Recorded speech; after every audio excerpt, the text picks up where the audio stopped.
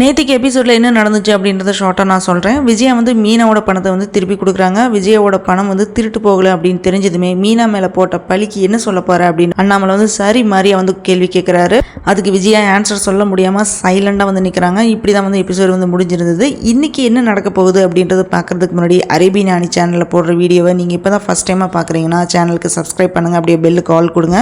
ரோஹிணி என்ன பண்ணுறாங்கன்னா இவங்களோட அம்மாவையும் கிருஷியும் சென்னையில் ஒரு வீடு ஒன்று பார்த்து குடித்துன்னு வந்து வைக்கிறாங்க. அம்மாட்ட வந்து எங்கேயுமே நீ வீட்டை விட்டு போகக்கூடாது, ரிலேஷன் ஃப்ரெண்ட்ஸ்னு யாருமே வீட்டுக்கு வரக்கூடாது, வெஜிடபிள்ஸை வந்து நான் வீக்லி ஒன்ஸ் வாங்கி தரேன், வெளியே யார்ட்டையுமே பேசக்கூடாது, பூட்டின வீடு பூட்டின மாதிரி இருக்கணும் அப்படின்ட்டு இந்த மாதிரி நிறைய கண்டிஷன்ஸ் வந்து போடுறாங்க. இதனால் ரோஹிணியோட அம்மா வந்து கடுப்பாகிறாங்க. அதுக்கப்புறம் வித்யா வந்து சமாதானம் பண்ணுறாங்க. ஏதோ அவள் லைஃப் நல்லா இருந்தால் சரி அப்படின்னு வந்து சொல்கிறாங்க.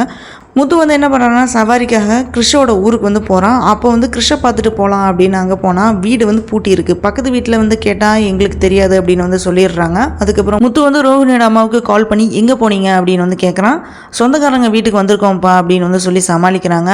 எங்கன்னு சொல்லுங்கள், அங்கே வந்து நான் பார்க்குறேன் அப்படின்னு முத்து சொல்ல சக்கரையெல்லாம் தான் எங்களுக்கு வேணாம் அப்படின்னு மூஞ்சில் அடித்த மாதிரி வந்து பேசிடுறாங்க. ரோஹிணியோட அம்மா இந்த மாதிரி பேசணுன்னே முத்து வந்து காலை வந்து கட் பண்ணிடுறான்.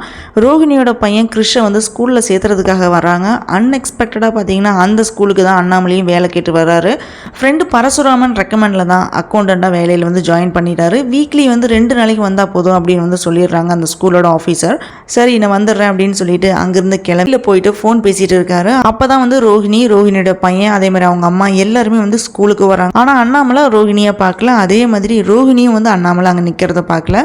அதுக்கப்புறம் அண்ணாமலை அங்கேருந்து வந்து போயிடுறாரு. முத்து ரோஹிணியோட அம்மாட்ட பேசுனதை பற்றி வந்து சொல்லிட்டு இருக்கான். இது வந்து ரோஹிணி வந்து ஒட்டு கேட்டுட்டு இருக்கா. இப்படி கிருஷோட பாட்டி இந்த மாதிரி வந்து பேசுறதுக்கு பின்னாடி யாரோ இருக்காங்க, யாரோ சொல்லித்தராங்க அப்படின்னு தான் எனக்கு தோணுது அப்படின்னு வந்து முத்து சொல்கிறான்.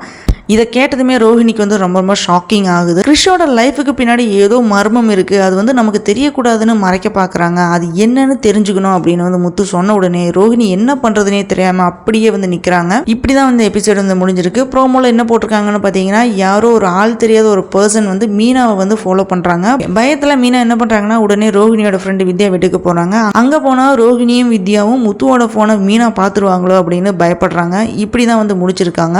மீனா வந்து அந்த ஃபோனை பார்ப்பாங்களா இல்லை ரோஹிணி சமாளித்து எடுத்து மறைச்சிடுவாங்களா அப்படின்றத இனி வர எபிசோடில் நம்ம தெரிஞ்சுக்கலாம். இந்த வீடியோ பிடிச்சிருந்தனால லைக் பண்ணுங்கள், ஷேர் பண்ணுங்கள், அரேபியன் ஆணி சேனலுக்கு சப்ஸ்கிரைப் பண்ணி சப்போர்ட் பண்ணுங்கள்.